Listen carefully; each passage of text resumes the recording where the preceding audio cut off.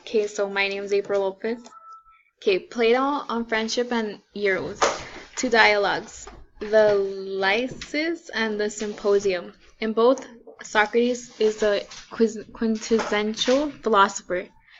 Plato's views on love are a meditation on Socrates, and the power of his philosophical conversations have to mesmerize, obsess, and educate.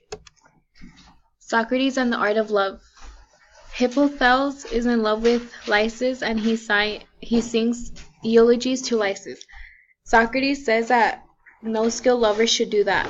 Someone who is wise in the art of love doesn't praise his beloved until he has him. He fears how the future may turn out. And loving boys correctly, after all, is just a matter of knowing how to talk to them, of how to persuade them to love you back. So, in today's time, it's with girls. Like, you have to learn how to talk to girls in order to get them. That's how he explains. Socrates and the Athenian how do you say that? Can you go back to the last slide? There's a lot to unpack there. Can you unpack a little bit more?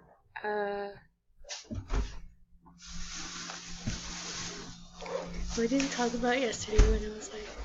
Well, read the quotes. Well, what did he say? Well, he's saying that someone that's wise in the art of love doesn't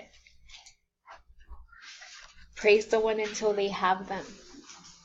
Okay, address that too. So how would that fit in, like, to your everyday experience? I know it was like yesterday with girls. Oh, yesterday with the girls.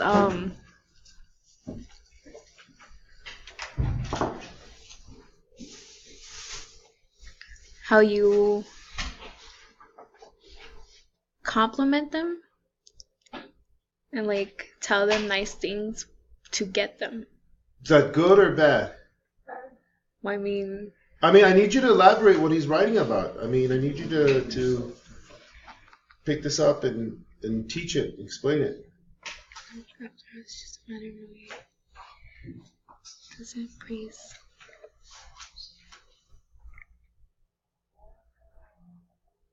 Well, I mean, when you're pausing, pause it.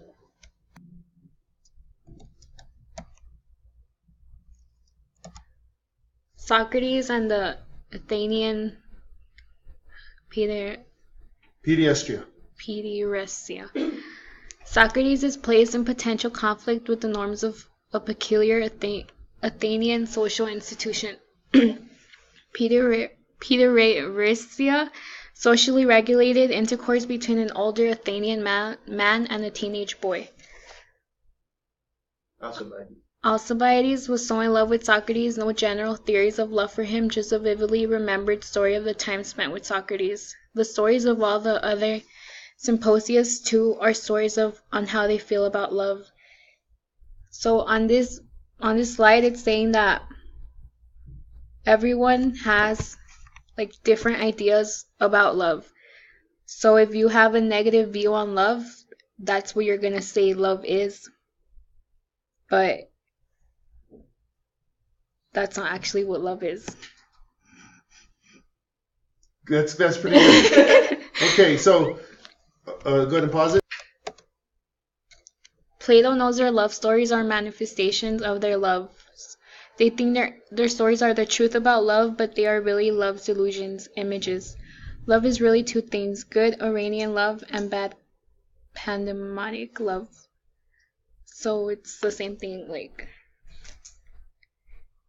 what you think love is just what you've experienced with love.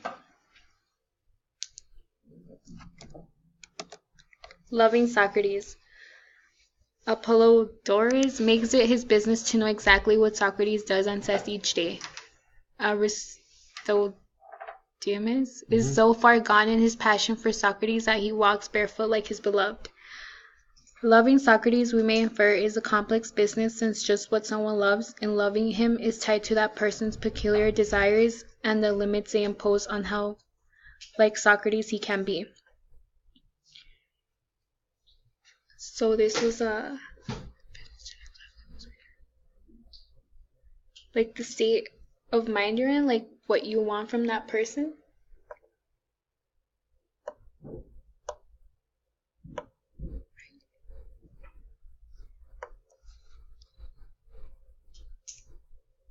Can you go back real quick?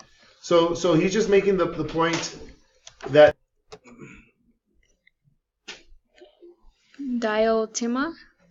Socrates described her as the one who taught me the art of love. She teaches him Platonism. The story of Platonic love is, one might say, the story of the Platonizing of Socrates. She says that we want good things to be ours forever. She recognizes two fundamentally different kinds of love, heterosexual lovers and homosexual lovers. So this was that you really want something to be yours, but once you get it, you kind of like get over it. But like what she's saying is that we want good things to be ours forever, but once we actually get them, it's like they're not good forever. So what must you do? What must you do? What must you do if that's the case? You got it. Never get it. It's a desire, no? But how do you get yourself into that situation? This is Plato, Plato, man. You never. It doesn't turn sexual. That's right. Never. You remain frustrated forever. Also like the friendship. Yeah, the friendship. So then that doesn't exist in this time, right? No. Well, if you pause it. Love and the ascent to the beautiful. What the boy engages in the lover is his sexual desire for physical beauty, albeit one which, in form keeping with the norms of Athenian paideresia and supposedly uninhibited, instead of sexual intercourse, it leads to discussions about beauty and to accounts of it. Come to see your lover's body as average and you think less of it. So once you actually get that thing that you really, really want, it becomes like average to you. Like you don't desire it as much as you used to. The lover used to overvalue his beloved, now he values him appropriately. But valuing appropriately is still valuing. When his physical bloom fades, he will now still be loved. So if you really love something and you get it and you still like really desire it, that's what love is. Okay, can we pause it? The art of psychology of love explained. The art. In the Phaedrus, we find a more detailed account of the psychology and art of love than in the Symposium. The soul, whether divine or human, Socrates claims, is like the natural union of a team of winged horses and their charioteer. Can you pause it real quick? Writing about love. Ordinary poets cannot write both comedy and tragedy because they do not write out of knowledge and craft but out of divine inspiration. Someone who is going to gain practical wisdom can learn serious matters without learning ridiculous ones, or anything else for that matter, without its opposite. So Socrates believed that you can write both a comedy and a tragedy, but other people were like, no, you cannot do that because comedy and tragedy are out of divine inspiration. We must learn to recognize what is ridiculous to avoid being trapped by our ignorance of it into doing or saying something ridiculous when we don't have to. Some love stories, the good ones, are tragedies. They involve the kind of love found in the best kind of life, a life that comes as close as possible to the divine. Other love stories are comedies. They involve a lesser kind of love. But the true story of love, the story that is Plato's Symposium itself, is the story of all these stories. Would you like to elaborate on that?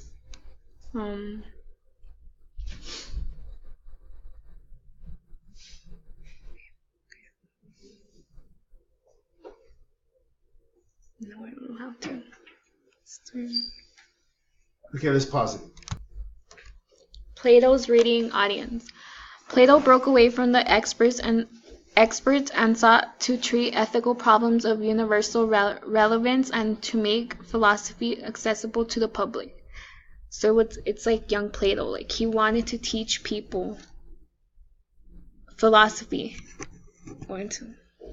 Addressed his writings to both philosophical and non-philosophical audiences. Plato wanted his dialogues to look like genuine, spontaneous dialogues accurately preserved.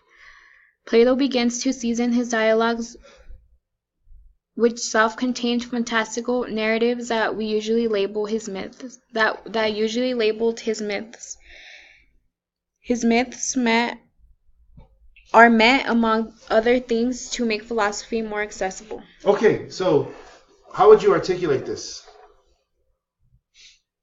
So that myths are just a... No, the whole slide. How would you articulate the whole slide? How would you bring it home? Why not it's young Plato, because he wanted to teach people philosophy. And Do you have something to add? Me? Uh-huh. No, I'm just shaking my head. Oh. Guys, how would you bring this slide home? Helping. So can you repeat that? okay. In your April April. teachers, I mean, in your student point of view. So, okay, what Plato is saying is that there is no right answer to what love is, but he just wants us to kind of like discuss what love is and to go into